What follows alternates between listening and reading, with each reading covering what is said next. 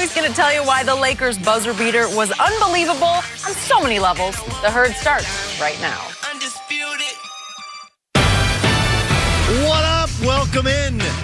This is The Herd, wherever you may be and however you may be listening to the show. Thanks so much for making us part of your day. I'm Doug Gottlieb, in for Colin Cowherd, alongside the incredibly insightful and talented Joy Taylor. We're so happy to be with you on a Friday, especially off of what was a crazy day with the NBA trade deadline and an even crazier night where LeBron James and Giannis Antetokounmpo first selected their rosters, then pulled off a trade, and there was discussion of tampering, and there was no disguising of it because it was just for the All-Star game. Wink, wink, nod, nod. Nothing to do with real life. And then we had the Lakers versus the Celtics, the greatest and longest-standing rivalry in the history of the league, which, goes back to the Anthony Davis story, which pervaded over the NBA for the last week and a half.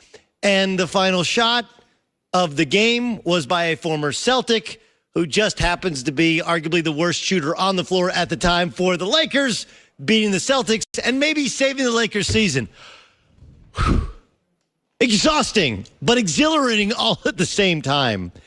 What a random Thursday night in the middle of February off of the Super Bowl. Joy, good morning to you. Good morning. It's the night we deserved after the last 2 weeks. I like that, the night we deserved. Couldn't have put it any better. I've determined, though, that the LeBron James era didn't start last July when he signed on. Remember Magic Johnson waiting outside the house supposedly an hour before go time? And then he walks in and they talk for 3 hours and a deal is consummated and Paul George announces he's staying and, all right, this is the plan, and they slowly executed the plan. It didn't start then. That was the signing. But it starts now. And the reason I know it starts now is because what has happened with the Lakers is the same thing that has happened at my place of work. It's the same thing that's happened in the place where Colin and I both used to work. It's the same thing that happens sometimes where you work. It happens in pro sports franchises where the new boss comes in. This happens. The new boss comes in. And the first 6 months, the first 3 months, they're just everybody's friend. They just get to know people.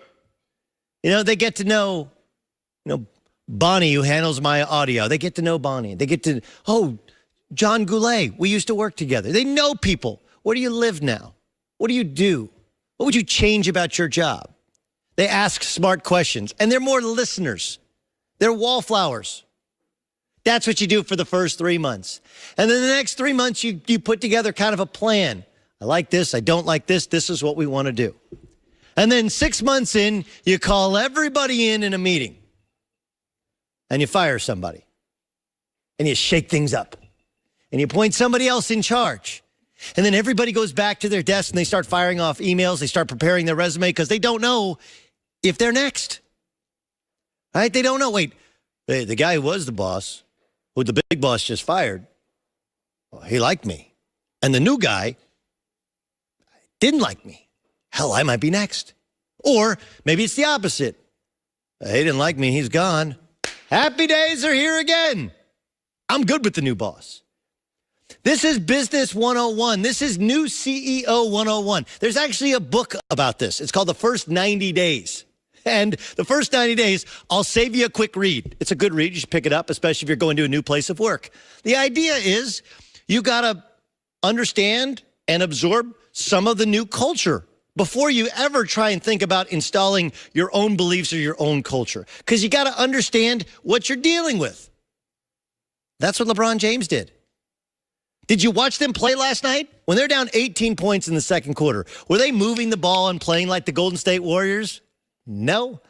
They were playing like the Cavs. They were playing like the Heat. They were playing like the Cavs before, which is, let's get the ball to number 23.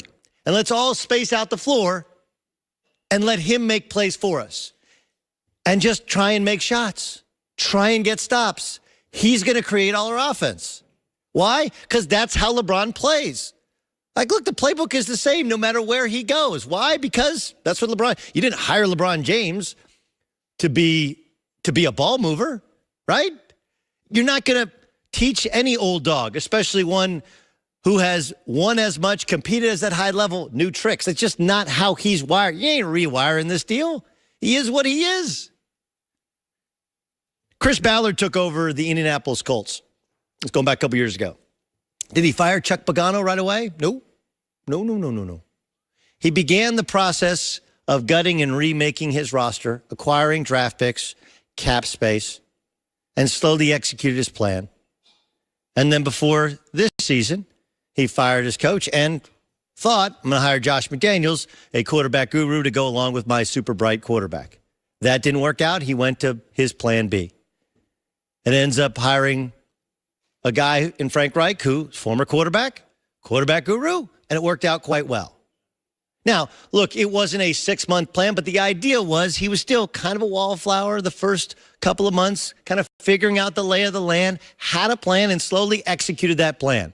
And then when he made the big move, it was the first in this, and eventually he'll bring in all his guys. That's what they all do.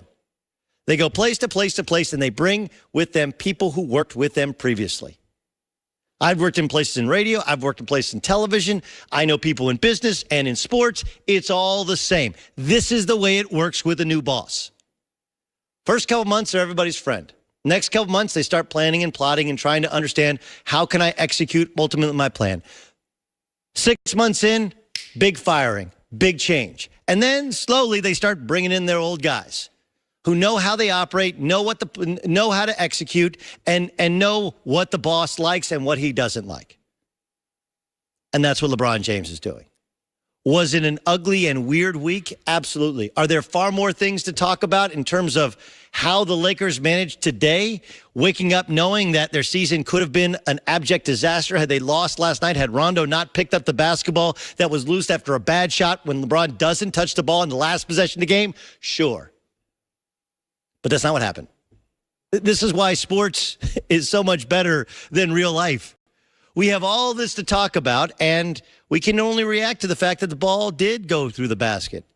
If you missed it, here's the final call of the Lakers' triumphant come-from-behind win after a wild week in Los Angeles. Here's Ingram, he got the step. Shot blocked by Horford. Here's Rondo, he scored! Buzzer! A starter as the Lakers coming off the 42-point loss, coming off all the trade speculation, come to Boston and defeat the Celtics 129-128 on a last-second shot by the one-time Celtic, Rajon Rondo. That's the way to come home.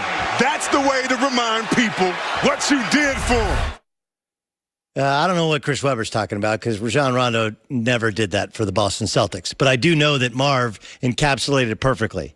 They lost by 42. There's trade speculation. They're down 18 points, and they find a way to escape and to survive. And what an incredible game. What an incredible Thursday night. Just the whole day was exhausting and exhilarating all at the same time. The whole day, would the Pelicans pick up the phone and re-engage in trade discussion? It doesn't happen. Then you have the All-Star draft, and you have LeBron's first couple selections all being guys who could essentially be Lakers next year if they so desired to do so. And then you have a game where they fall behind by 18 points. And then you have LeBron and Kyle Kuzma, who's part of that deal. I didn't think should be included in the deal. Ends up, hitting a bunch of 5 threes on the night. And then even in the last possession, Brandon Ingram, also reportedly part of the deal, chooses to go away from LeBron James, who's being face guarded, but you could have found a way to get him the ball. Drives in, takes a contested shot. It gets bobbled around. And Rondo of all guys. Rondo's the guy who, when he lets a jump shot go, you go, no. Yes. That's how it ended. Whew. But essentially, the LeBron James era starts now. It does. Whether the plan is going to play out or he's able to execute it the way that he and Rich Paul thought it would play out, the fact is that they did shake some things up. They've checked Luke Walton. Hey, man, we don't necessarily love playing for you. They've checked all of those young guys. Brandon Ingram, Kyle Kuzma, Josh Hart, you're all replaceable. They've shaken guys up. Michael Beasley, you like playing selfishly down the stretch against the Warriors when I'm not playing? We see you. You're gone. Sometimes there's some ancillary guys, like Zubac, who ends up getting moved in the deal. That happens. Sometimes guys lose their job. They don't deserve to lose their job when the new boss comes in. But 6 months in, every boss seems to do this. They make a big change. They make a big fuss. Everybody's freaking out, sending their resumes, not knowing what's going on at your place of work. Dude, I don't know. I don't know, man. I don't know this guy. This guy's only been here 6 months, and he already got rid of Michael Beasley. And then you settle in, you go, okay, I get to go to work tomorrow. 1st and the 15th, they collect a check. Try and figure some things out. And that's the state of the Lakers. Joy, crazy week, isn't it?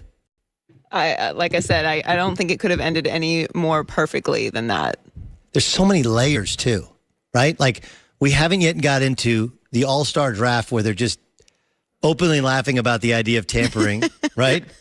There's the New Orleans angle to it, where the reports from Brian Windhorst are New Orleans had no intention of trading Anthony Davis, and so they're just tweaking. I'm just completely unprofessional. Right. And then there's and then the team they beat is the Celtics, and Danny Ainge, a former Celtic in his own right, whether he was tweaking the Lakers or he probably openly desires Anthony Davis.